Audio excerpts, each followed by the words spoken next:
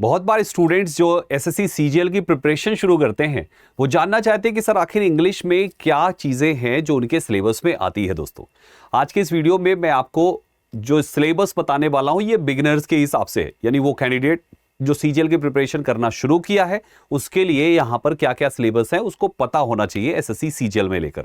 इसलिए हमने यहां पर कुछ ऐसा ही लिखा है कि SSC CGL English syllabus for beginners, right. तो जो बिगिनर्स हैं वो इस पर्टिकुलर वीडियो से पूरा बेनिफिट पाने वाले हैं एसएससी सीजीएल के सिलेबस को लेकर।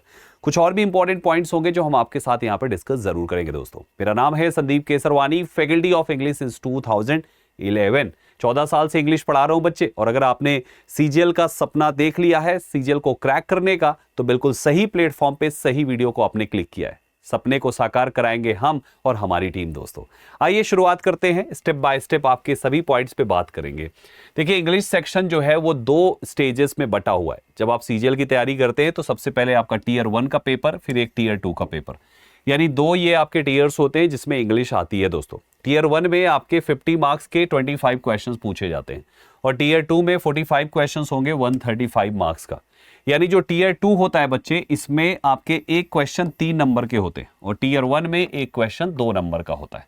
तो 25 क्वेश्चन यहां पे हो गए, 45 क्वेश्चन वहां पे हो गए, मतलब 50 नंबर और 135 नंबर टोटल अगर देखें तो 185 नंबर की इंग्लिश आपकी एसएससी सीजीएल में पूछी जाती है।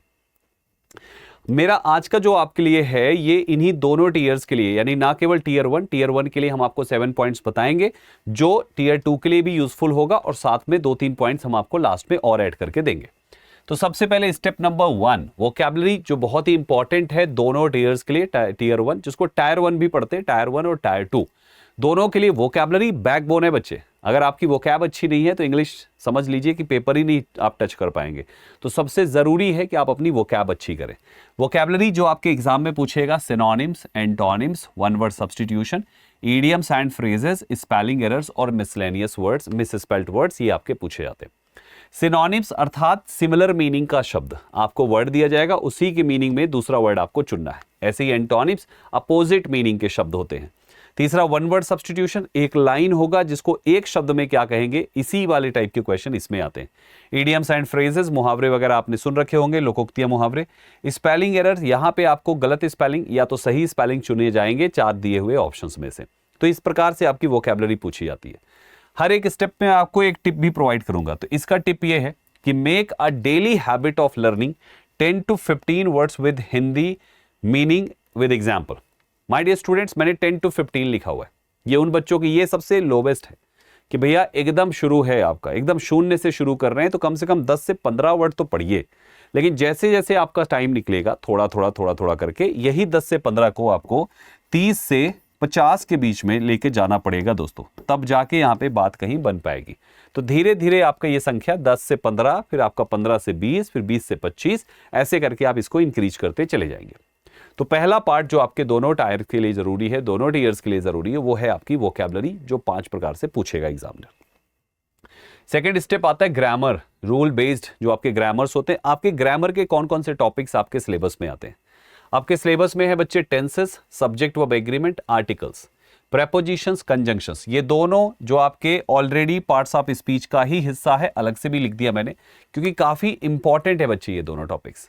साथ में आपके नरेशन, जिसको डायरेक्ट इनडायरेक्ट कहेंगे, एक्टिव वाइज, पैसिव वाइज, है ना। उसके बाद आपका पार्ट्स ऑफ स्पीच में 8 पार्ट्स ऑफ स्पीच होते हैं, noun, pronoun, adjective, verb, adverb, preposition, conjunction, interjection. फिर मॉडिफायर्स एंड पैरालिज्म पे कॉन्सेप्ट्स बनते हैं, कंडीशनल सेंटेंसेस पे कॉन्सेप्ट्स बनते हैं। तो ये वो टॉपिक्स हैं जो आपके एग्जाम के लिए जरूरी है, आपको इन्हें सभी को पढ़ना चाहिए दोस्तों। इसका जो टिप है वो है learn rules and practice MCQs with detailed explanations. बहुत सारे बच्चे ध्यान ही नहीं देते, उन्हें लग रहा है बस काम चल जाएगा, कॉन्सेप्ट्स पढ़ते रहो, हो जाएगा। भाई पढ़ने से नहीं होगा, पढ़ने से तो बिल्कुल भी नहीं होगा जब तक आप उसके एमसीक्यूज नहीं करेंगे।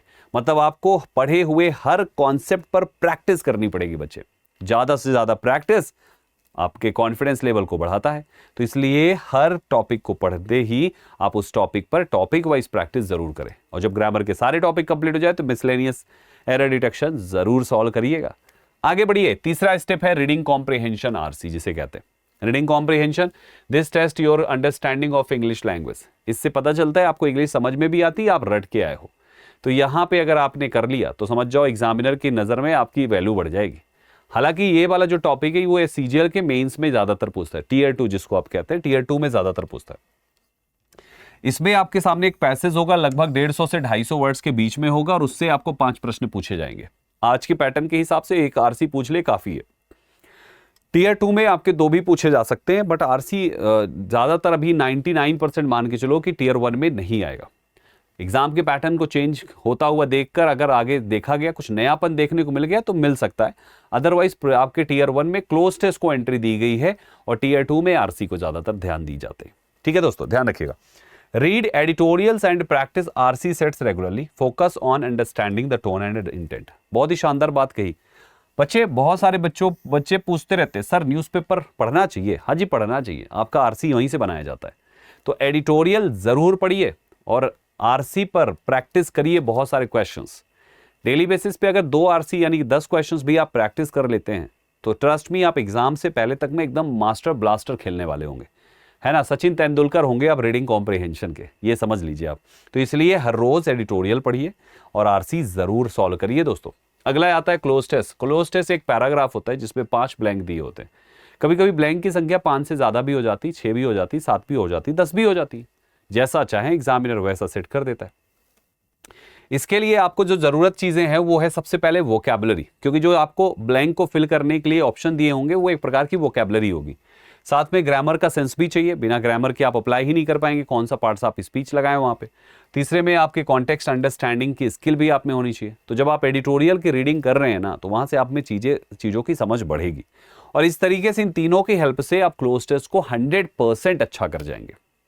ये प्रीलिम्स में आता ही आता है, 100% मान के चलो, 99 कह दो, 1% इतना भी 100 नहीं होना चाहिए, पर 99% टीयर 1 में आपको एक क्लोज टेस्ट 5 ब्लैंक का 10 नंबर का पूछेगा।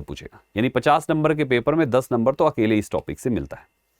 अगला टिप है इसमें कि प्रैक्टिस करिए कम से कम 2 क्लोज टेस्ट डेली बेसिस पे, ताकि आपका ये टॉपिक स्ट्रांग हो सके। 2 से कम तो होना ही नहीं है, मतलब कम से कम 1 महीना 1.5 महीना तो 2 करते ही रहिए दोस्तों। हम ये नहीं कह रहे कि आज ही आप वीडियो देख रहे हैं और आज ही से शुरू कर दीजिए, नहीं।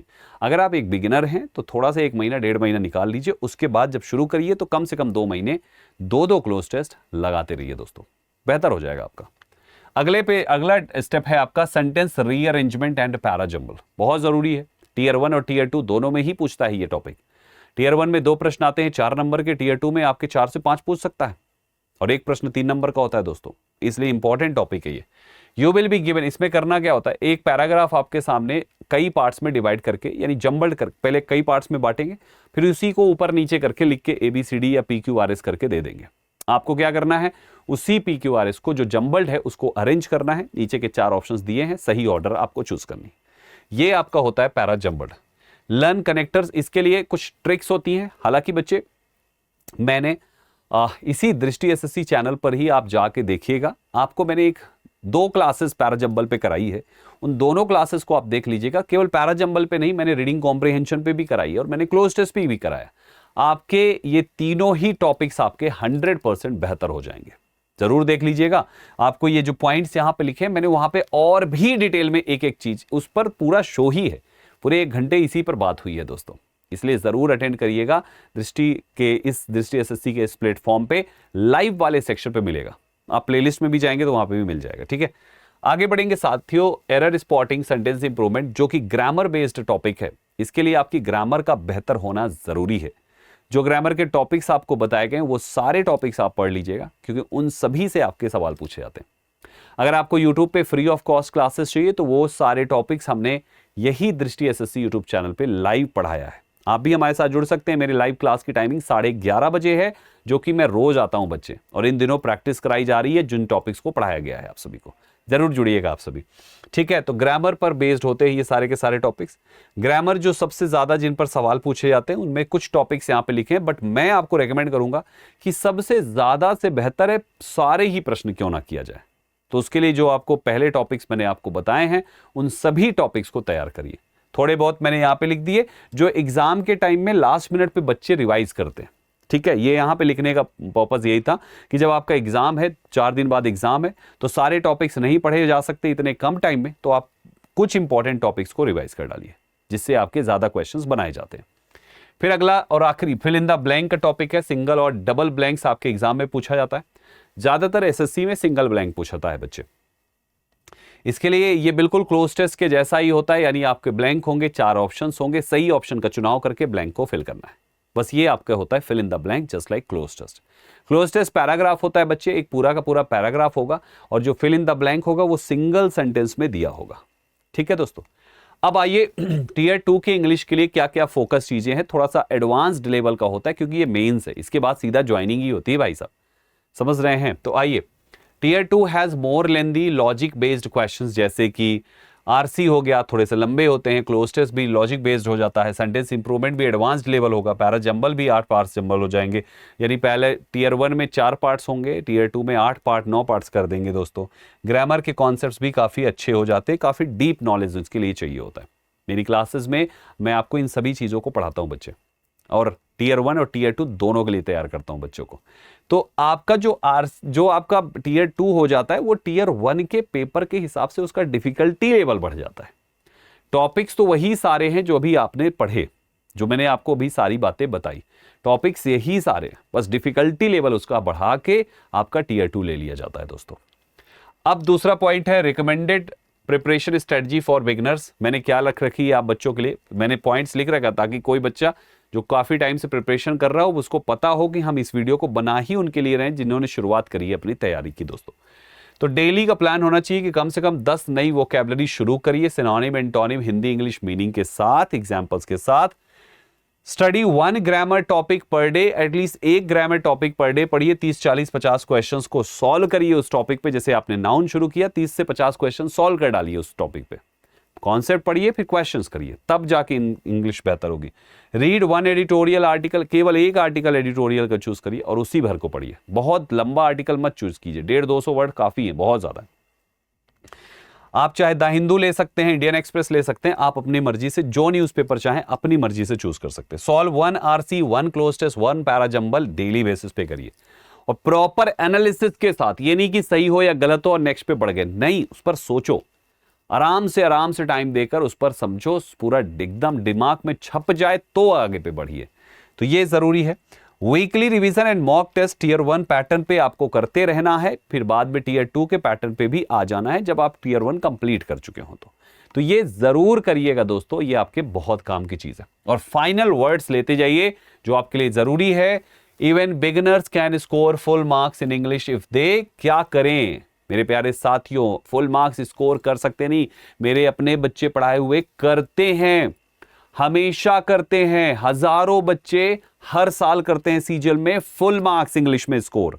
क्या करना है, पहले वही सारे पॉइंट्स लिख कर आया हूं आज आपके लिए। फोकस ऑन कॉन्सेप्ट क्लैरिटी, केवल ट्रिक्स पे मत खेलना मेरे भाई, कॉन्सेप्ट क्लैरिटी पे जाना। ऐसा है तो क्यों है, ऐसा है तो क्यों है, हर जगह ट्रिक पे काम नहीं चलेगा, कॉन्सेप्ट क्लैरिटी जरूरी है। प्रैक्टिस प्रीवियस ईयर के क्वेश्चन जरूर लगाइए क्योंकि पीवाईक्यू रिपीट होते हैं। किसी दूसरे पेपर का क्वेश्चन दूसरे पेपर में ऑप्शन बन जाता है, और किसी पेपर का ऑप्शन किसी दूसरे पेपर का प्रश्न बन जाता है दोस्तों। इसलिए पीवाईक्यू के ऑप्शंस की वैल्यू ज्यादा रखिएगा। जैसे 2000, बहुत बच्चे कहते हैं पिछले साल वाला इस साल थोड़ी पूछेगा रे बगले, पूछेगा। पिछले साल जो ऑप्शन में लगे हुए थे वही प्रश्न बना के पूछ लेगा इस साल। इसलिए ध्यान रखिएगा, पीवाईक्यू की बहुत इंपॉर्टेंस है। वोकैबुलरी को डेली बेसिस पे बिल्ड करिए, सोचकर भी स्किप मत करिएगा गलती से भी। और give sectional मॉक्स and analyse mistakes, अपने सेक्शनल मॉक्स दीजिए, इंग्लिश का मॉक दीजिए, मैथ्स का मॉक्स दीजिए, सेक्शनल मॉक्स दीजिए, है ना। फिर अपनी मिस्टेक्स को एनालाइज कीजिए, कहाँ पे आप गलती कर रहे हैं उसको सुधारिए, और फिर से दोबारा ना सेम टॉपिक पे मिस्टेक हो। मेरा हमेशा ये मानना है, और मैं हमेशा अपने बच्चों से कहता हूँ कि आप अगर एसएससी की किसी भी एग्जाम की तैयारी कर रहे हैं, आप तैयारी शुरू करिए और अपनी जर्नी में जल्दी से जल्दी 5000 गलतियां इकट्ठा कर लीजिए। जिस दिन 5000 गलतियां आपने इकट्ठा कर ली, यानी 5000 मिस्टेक्स आपने कर ली, 5001 नहीं होने पाएगा और आपका सिलेक्शन हो जाएगा दोस्तों। तो प्रश्नों को सही नहीं करना है, जो आते हैं वो तो सही होंगे ही होंगे भाई, जो नहीं आते वो आपकी एक मिस्टेक हो गई। जो प्रश्न स्किप कर दिया, छोड़ दिया, वो भी आपकी एक मिस्टेक है। जो गलत कर दिए वो भी आपकी मिस्टेक है। और इस तरीके से काउंट कर डालिए, 5000 मिस्टेक कर दिए। अगर आपने मिस्टेक्स 5000 कर दिए तो इसका मतलब आप 50,000 क्वेश्चन सॉल्व कर चुके हैं। और 50,000 क्वेश्चंस में क्या 25 क्वेश्चन आपके पेपर वाले नहीं होंगे क्या? आपके एग्जाम के पेपर में 25 क्वेश्चन आते हैं इंग्लिश में, और आप 5,000 गलतियां कर चुके हैं, 5,000 क्वेश्चंस गलत कर चुके हैं। इसका मतलब 50,000 आपके सही हो चुके होंगे। तो 50,000 प्रश्नों में से 25 प्रश्न करने, यार टिकटो पेपर आउट हो चुका है आपके लिए। बस ये करके देख लीजिए आप, ठीक है ना? तो बस ये सारी स्ट्रेटजीज फॉलो कीजिए। मैं पिछले 14 साल से पढ़ा रहा हूं और मेरे 14 साल के अनुभव के आधार पे मैं कह रहा हूं, इनको फॉलो किया ना तो सीजीएल में टॉप करोगे आप बच्चे, ठीक है ना? ओके, मेरा नाम है संदीप के सरवानी। दृष्टि एसएससी के चैनल पे आप मेरी क्लास डेली बेसिस पर 11:30 बजे लाइव अटेंड कर सकते हैं। ये मेरे क्लास की टाइमिंग है, लाइव जुड़ता हूं मैं, और ये बिल्कुल फ्री ऑफ कॉस्ट होता है। अगर आप पेपर एनालिसिस का पार्ट बनना चाहते हैं तो मैं एक 25 प्रश्नों के पेपर को 100 बना के प्रेजेंट करता हूं, ऑप्शन को भी प्रश्न की तरीके से। इस वीडियो वाले सेक्शन में मिलेगा, जाके जरूर देख डालिएगा सारे प्रीवियस ईयर के। मेरी सीरीज में जो बेसिक से एडवांस की सीरीज है उसकी प्लेलिस्ट बनी है, प्लेलिस्ट में देख लीजिए। अगर आप कोई बैच ले सकते हैं, बैच अफोर्ड कर सकते हैं मात्र इस अमाउंट पे पूरा फाउंडेशन कोर्स है दोस्तों। 1 तारीख से 1 जून से, जून नहीं 1 जून कह रहा हूं, 1 अगस्त से, जुलाई के बाद अगस्त आएगा ना, 1 अगस्त से शुरू होने जा रहा है। 750 घंटे का कंप्लीट बैच है। दृष्टि लर्निंग ऐप पर मिलेगा। कोई इंक्वायरी है इस नंबर पे पूछ डालिए। 10 किताबें आपको हार्ड कॉपी में आपके घर भी भिजवाई जाएगी और क्लासेस भी दी जाएगी। ये सब कुछ इस बैच में मिलेगा दोस्तों। मौके को जाने मत दीजिए, फटाफट जाइए और बैच को इनरोल कर लीजिए। सो ये जो आपके लिए बच्चे स्ट्रेटजी पूरी बनाई गई है, उन सारे स्टूडेंट्स को जिन्होंने अभी शुरुआत करी है, उनके पास इस वीडियो को शेयर जरूर कर दीजिए, क्योंकि एक्चुअल में इंग्लिश ही एक ऐसा पार्ट होता है जो सबसे ज्यादा चैलेंजिंग लगता है। सबसे ज्यादा मार्क्स का भी तो है, सीजीएल में सबसे ज्यादा मार्क्स इंग्लिश के हैं बच्चे, 45 क्वेश्चंस, बाकी सभी 30 क्वेश्चंस मैक्स है। सबसे ज्यादा मार्क्स इसी के आते हैं, 90 मार्क्स मैक्सिमम बाकी के हैं, इसके 135 मार्क्स की इंग्लिश आती है। तो जरूरी है, एसएससी को भी पता है इंग्लिश की इंपॉर्टेंस बहुत ज्यादा है, इसलिए यहां पर एसएससी को क्वेश्चंस ज्यादा रखे हैं दोस्तों। इस मौके को जाने मत दीजिए, अपने हर जानकार के पास भेजिए। अगर कोई भी सुझाव चाहिए आपको, कोई भी सजेशन चाहिए, कोई भी हेल्प चाहिए तो हमें बताइए, मैं आपकी जरूर मदद करूंगा दोस्तों। आपकी तैयारी की टेंशन बिल्कुल मत लीजिए, आपकी तैयारी की हमारी जिम्मेदारी।